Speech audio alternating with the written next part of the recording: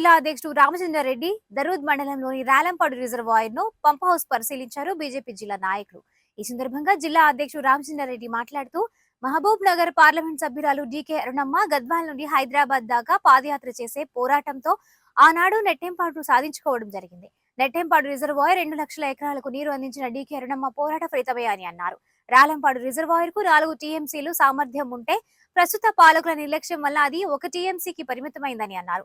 DK Arunamma 90% పనులు పూర్తి చేస్తే 10 సంవత్సరాల్లో అధికారంలో ఉన్న నాయకులు 10% పనులు పూర్తి చేయలేదు. ఈ 10% పనులు పూర్తి చేస్తే రైతులకు 2 పంటలు పండించుకునే విధంగా ఉంటుందని అన్నారు.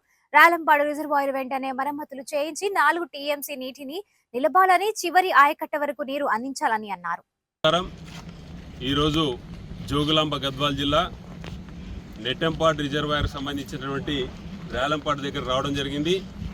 ముఖ్యంగా తెలియజేయడమేమనగా ఈ రాలంపాడు రిజర్వాయరు వాస్తవంగా ఆ రోజు డీకే అరుణమ్మ గారి యొక్క ఆధ్వర్యంలో జరిగినటువంటి 4 టీఎంసీలకు పైగా అవ్వాలి. ఇక్కడున్న పరిస్థితి చూస్తే కేవలం 1 టీఎంసీ కూడా ఆగే పరిస్థితి లేదు. కేవలం ఈ యొక్క రాలంపాడు రిజర్వాయర్ నుంచి 1,33,000 ఎకరాలకు పారాల. ఆ రోజు డీకే అరుణమ్మ గారు పోరాట ఫలితమే ఈరోజు నెట్టెంపాడు ప్రాజెక్ట్. గద్వాల నుంచి హైదరాబాద్ వరకు పోరాటం చేసి అక్కడి వరకు పాదయాత్ర చేసి పోరాట ఫలితం వల్ల, అదేవిధంగా మహబూబ్ నగర్ జిల్లా కేంద్రంలో 7 రోజులు నిరారణ చేసి ఈరోజు నెట్టెంపాడు సాధించుకుంటే దాదాపు 10 సంవత్సరాలు బీఆర్ఎస్ ప్రభుత్వం కానీ ఇప్పుడున్నటువంటి కాంగ్రెస్ ప్రభుత్వం కనీసం పట్టించుకునే పరిస్థితి లేదు. గతంలో మేడం ఉన్నటువంటి 90% పనులు మాత్రమే పూర్తయినాయి, 10% అదేవిధంగా పెండింగ్ ఉన్నాయి.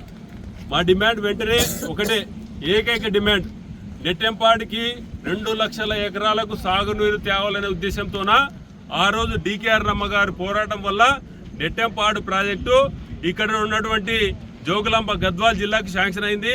గద్వాల నియోజకవర్గం కానీ అల్లంపూర్ నియోజకవర్గంలో ఉన్నటువంటి ప్రతి ప్యాకేజ్ పూర్తి చేసి వెంటనే 2 లక్షల ఎకరాలకు నీళ్లు తేవాలి.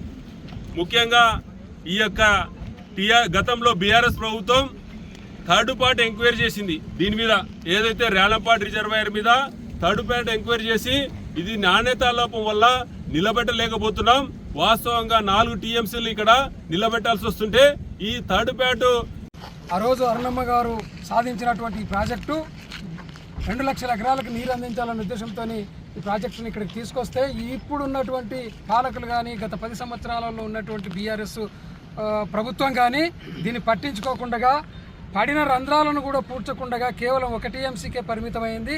ఈ రంధ్రాలను వెంటనే పూర్తి చేసి పూరించి వాటిని పూడ్చి 4 టీఎంసీల నీళ్ళు ఆపి 2 పంటలకి చివరి ఆయకట్టు వరకు కూడా నీళ్ళు ఇవ్వాలని డిమాండ్ చేస్తున్నాం. అదేవిధంగా కాలువలకి 2013లోనే అరుణమ్మ గారు ఆనాటి ముఖ్యమంత్రి కిరణ్ కుమార్ రెడ్డి గారితో ప్రారంభించి ఈ రిజర్వాయర్ల నీళ్లు నింపితే ఆ రోజు వరకు ఈ రోజు వరకు కూడా ఆ రోజు నుంచి ఈ రోజు వరకు కూడా ఎక్కడ కూడా కాలువలు మరమ్మతు జరగలే. దానివలన కాలువలకి ఎక్కడెక్కడ జమ్ములు పడి ముళ్ళకంచెలు పడి చివరి ఆయకట్టు టేలాండ్ వరకు కాలువ చివరి వరకు నీళ్లు పోయే పరిస్థితి లేదు. మా గట్టు మండలంలోన ఇందువాసి చమనకాంత్ తోటి బలిగేర సగం వరకు రైతులే సొంత పైసలతోని జమ్ము తీయించుకొని నీళ్లు పారించుకునే పరిస్థితి వచ్చింది. ప్రభుత్వం మొద్దు నిద్రపోయి ఈరోజు కాలువలు పడినటువంటి జమ్మును కానీ కంప చెట్లను కానీ తీయలేకపోతుంది. కాబట్టి 2 పంటలకు నీళ్లు అందాలంటే కాలువలని మరమ్మతు చేయాల్సినటువంటి అవసరం ఉంది.